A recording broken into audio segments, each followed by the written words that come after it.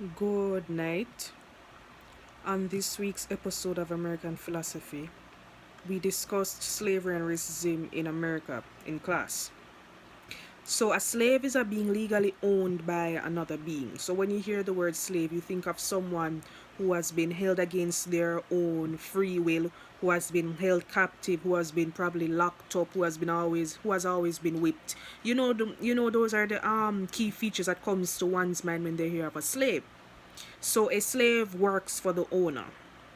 Doesn't matter what type of work the slave does, the slave just has to work for the owner against his or her own free will. A slave is not a person while the owner is a person. So to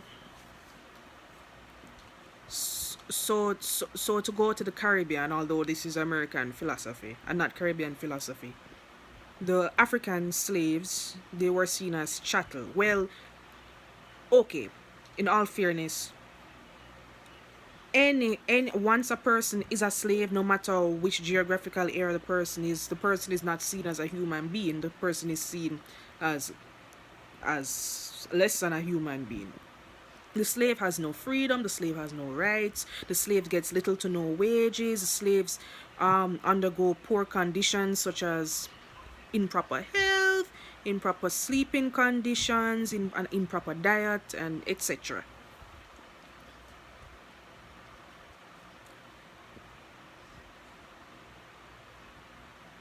So for American philosophy back then, there were rules and regulations which justified slavery.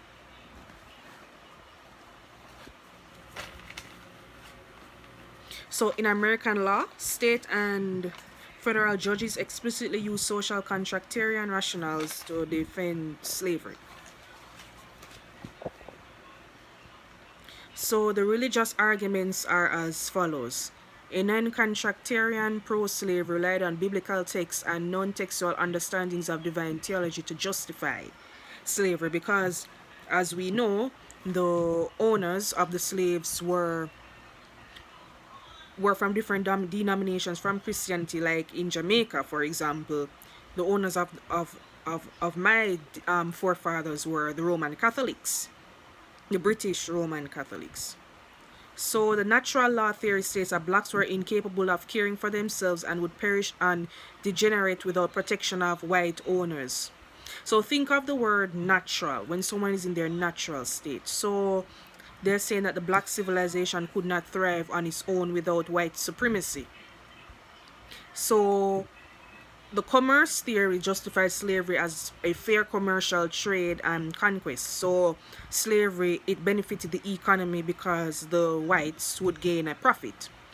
Judges combine these arguments with contractarian arguments to shape pro-slavery jurisprudence. The central paradox of American history, the rise of liberty and equality, was accompanied by the rise of slavery.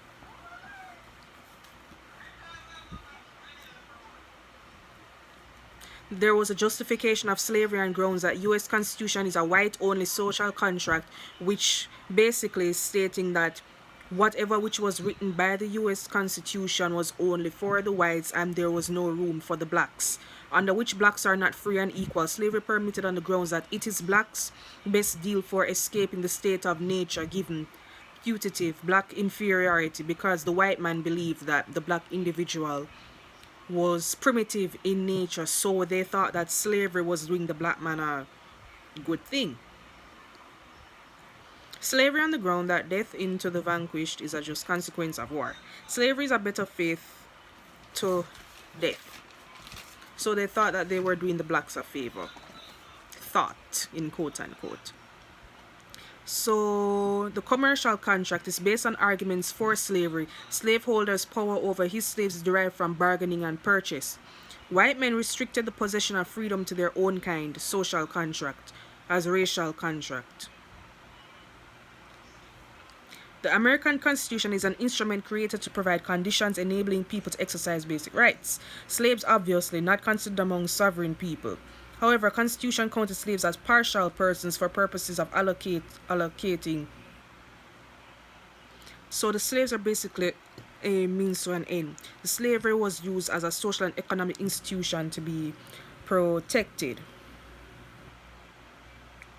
So the blacks were not entitled to the federal protection which was afforded by the Bill of Rights. They were not parties to federal social contracts. They were forged by and among white individuals. Thomas Jefferson considered the black race inferior to the white man in both body and mind. So the point of this lesson is to show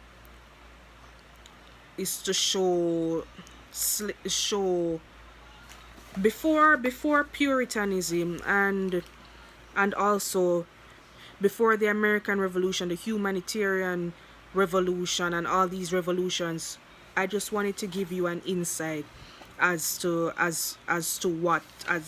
the inequalities and the injustices which took place in America before all of these significant revolutions, which led up to the post-revolution period. This is a pre-revolution period. And that concludes my vlog for this week.